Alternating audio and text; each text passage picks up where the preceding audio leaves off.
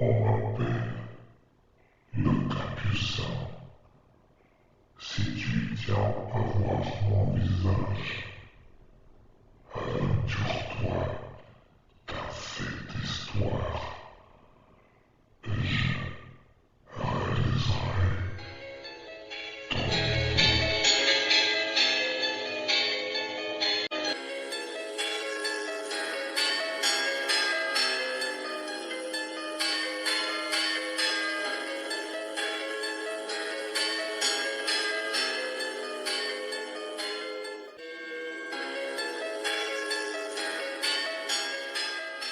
Chapitre 43 Enquête 44 Adieu Martha.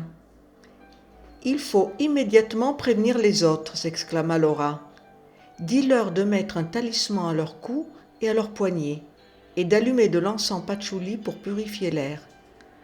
Ils devront aussi contacter le curé de la paroisse pour lui demander de bénir leur appartement. Ils devront garder près d'eux l'eau bénie et allumer des bougies blanches dans leur chambre.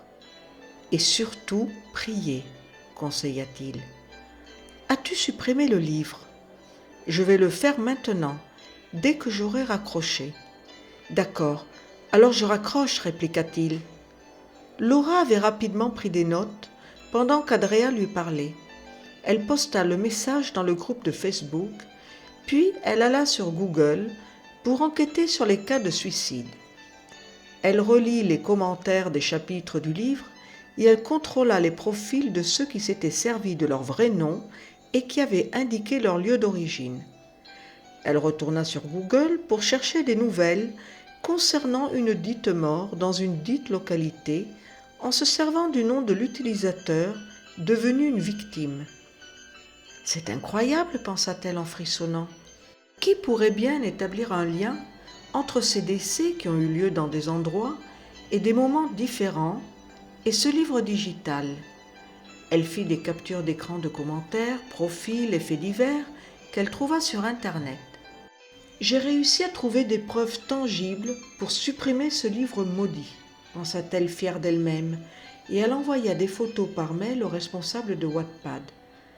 Je ne peux pas effacer ce livre, mais je veux contrôler la situation, se dit-elle. Elle culpabilisait beaucoup à l'égard d'Andrea.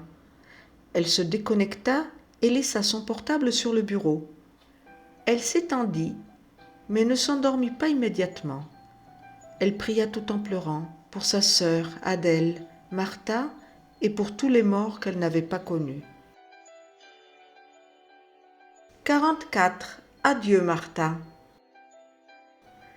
Tôt le matin, et avant de se rendre à l'université, Laura communiqua à tout le groupe et à Andrea le résultat de ses recherches nocturnes. Dans l'après-midi, Andrea la rejoignit à l'église et assista à la messe. Puis on le présenta à Gabriella et à la mère de Martha, qui le remercia d'être venus et leur proposa de les accompagner en voiture jusqu'au cimetière.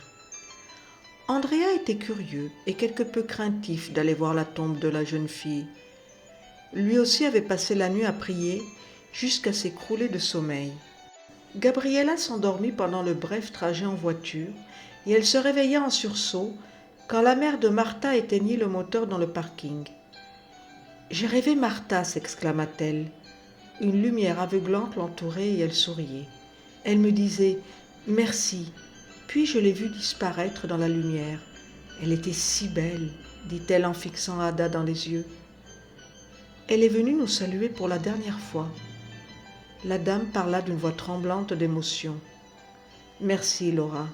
Ma fille était une âme en peine, et maintenant qu'on lui a dit une messe, elle peut enfin reposer en paix. Elle éclata en sanglots, et elle embrassa fort Laura. Lorsqu'Andrea se retrouva devant la photo de la jeune fille qui souriait, des frissons le parcoururent. Oui, c'était bien l'entité qui lui était apparue. Il n'eut plus aucun doute. Il lui consacra une prière avant de s'éloigner en compagnie de son ami pour aller rendre visite à Elisa dans la chapelle. « Il semble que tout est en train de se résoudre pour le mieux, constata Laura, tandis qu'il s'acheminait.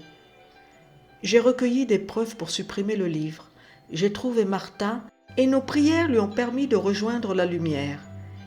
Elisa reposera maintenant en paix, ainsi que les ombres qui se cachent dans l'épais brouillard et qui me demandaient, ainsi que ma sœur, de les aider.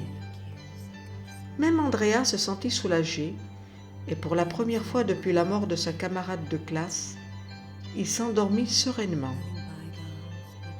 Un sanglot étouffé le réveilla. Il regarda instinctivement son réveil. 3h09. Elisa était debout, près de son lit, et elle le regardait tout en pleurant.